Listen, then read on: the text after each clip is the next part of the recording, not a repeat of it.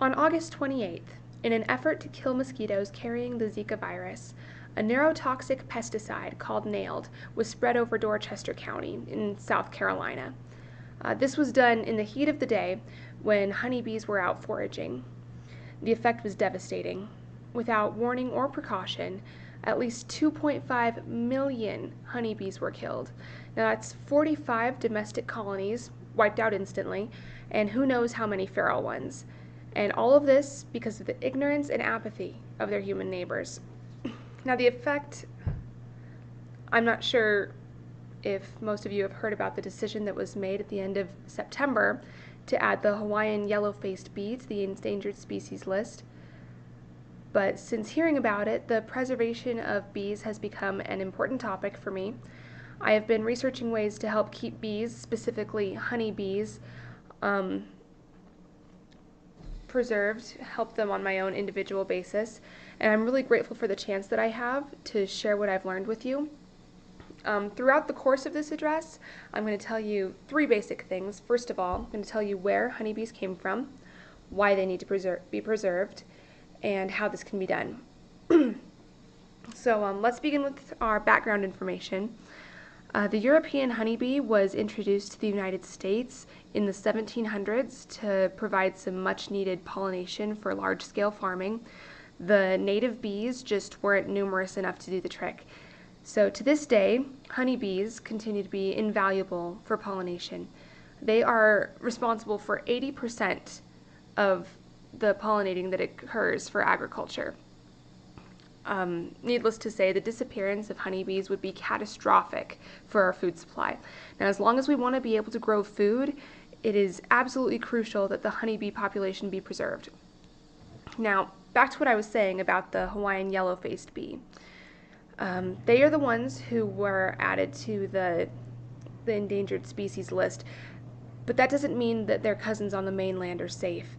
The disappearance of the yellow-faced bee is just an extreme example of what's happening to bees on a global basis.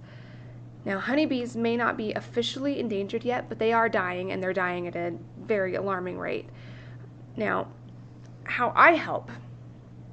I'm not currently equipped to buy and care for a whole honeybee colony. I live in an apartment. But there are some simple steps that I take to care for my local honeybee population. Now, first and foremost, I buy organic produce. Now, most people, when they think organic produce, they think of the health benefits to just themselves. However, organic produce is less likely to be treated with harmful pesticides that cause collapses in bee colonies. So that's the first thing I do. The second thing is I support local beekeepers. I buy my honey locally, and that provides beekeepers with the money they need to buy new colonies to increase the bee population. It also gives them the means to protect their colonies from mites and diseases. Those are two main causes, besides pesticides, of colony collapse. So, very good thing to support local beekeepers. Another thing I do, number 3, I carry a bottle of sugar water during the summer, just hot days in general. And here's why. It isn't unusual for a worker bee to collapse from exhaustion on a hot day especially. Now, when people see a bee on the ground, they often just assume it's dead, when actually it's just overworked. Now, a lot of times, just a couple drops of sugar water is all she needs to perk up and make it back to the hive. So, I actually found a very cool picture of someone doing this, courtesy of Moo Pig Wisdom at blogspot.com. Here we go. Now, just a very easy thing to do, carrying sugar water. Now, another thing I do is I plant flowers. I keep it pretty basic. I have dandelions on my front porch. Dandelions are a favorite food of honeybees. However, they're also fond of a huge variety of plants. With just a little effort, anyone can maintain a flowering food source year-round. They're not picky.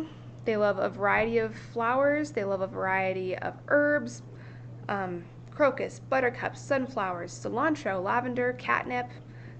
It's not hard. Here's my visual aid. Now, what it comes down to is this. We brought honeybees here, and they are absolutely necessary for the production of food. Their survival is vital to our survival, but they are disappearing quickly. Without our care, and without our attention and our persistence, they will die. They will die out completely. Now, with a better understanding of these little pollinators, catastrophes like the one that happened in South Carolina, that can be prevented. Those things don't have to happen. Honeybees can be saved, and with them, all of our future agriculture. Thank you for your time.